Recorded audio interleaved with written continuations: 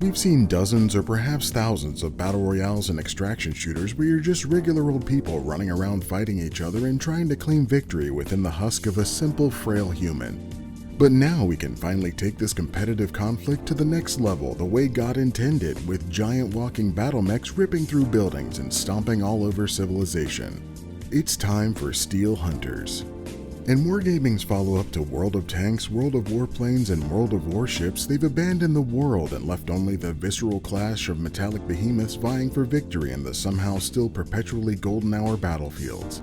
You'll take on the role of one of 7 hunters, representing the full spectrum of creatures you should be afraid of, like giant wolves, giant bears, giant spiders, and unhinged giant guys with giant guns. You'll take these mechanical monstrosities into the singular last stand mode, where you'll be joined with another mech warrior and tossed out of the sky onto one of several starting points around these maps. Here you'll face off against 5 other duos in a PvPvE competition of shooting down NPC drones and each other to collect as many geometric shape upgrades and bottles of sweet delicious XP juice as you can to better kill one another.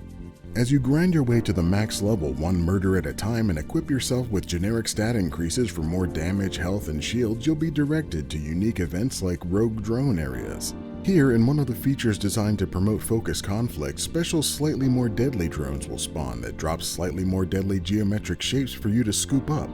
And if you aren't paying attention or get distracted by enemies sneaking up on you, those drones can get a bit more deadly, dropping 1,000 bombs on your face and making you look like a regular dead dumbass. But if you do survive and thrive on this battlefield and are lucky enough to not get a partner that thinks they can solo Rambo the entire opposition, leaving you to try to run halfway across the map to revive them, you'll eventually make it to the extraction phase. Here, you and your partner can stand inside of a blue circle to capture it, and when the timer ends, achieve victory without any conflict at all outside of the aggressive drones that aggressively try to drone strike you out of existence.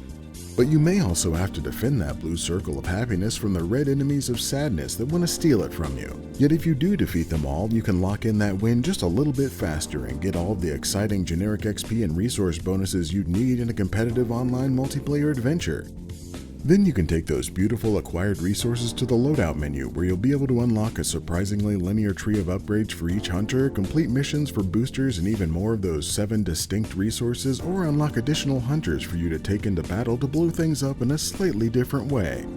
Steel Hunters, the mech battle royale you've been waiting for that almost feels like these aren't just people in mech-shaped costumes. I've never been a big battle royale fan, but there was one exception I always assumed would change that.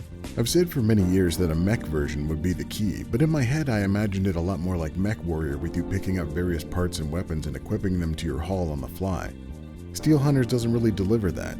It almost feels a bit more like a hero shooter. The weapons and abilities your hunters are equipped with are mostly static, with one unlocking as you level up. You can customize these features before each match by picking between these selections and adding gear, as well as unlocking boosts and modifications as you level up. However, the things you find in each match are just various qualities of linear upgrades to your stats and abilities. Each hunter of the same type may only be slightly different from one another and have pretty predictable loadouts and tactics. There are special pickups like dome shields for protection and reactor chargers that give you faster abilities, and even this much rarer giant badass Voltron, but there aren't that many and you can only carry one at a time. I originally played the alpha version of this game 2 years ago, and since then they've certainly upgraded some things like the UI and the general flow of the menu and entry to the game, but the gameplay overall still feels a little undercooked. However, this is a beta release, and it's safe to assume that going forward there should be improvements that hopefully add some depth to these aspects of the experience. The strengths of this game include maps that facilitate tactical combat just like World of Tanks, with buildings, hillsides, and destructible and indestructible cover, as well as some pretty satisfying gunplay and mech design even in the limited number of existing mechs.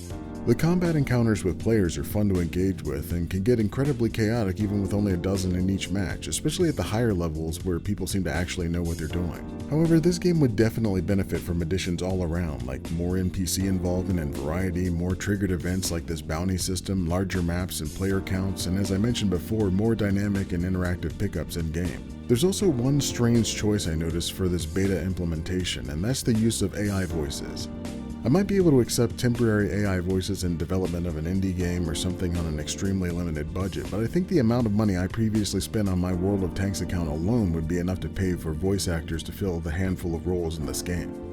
But that's just another issue on the stack of things I assume Wargaming has the capacity to address and most likely will. So for those reasons, this early access version of Steel Hunters is getting the abbreviated score of okay.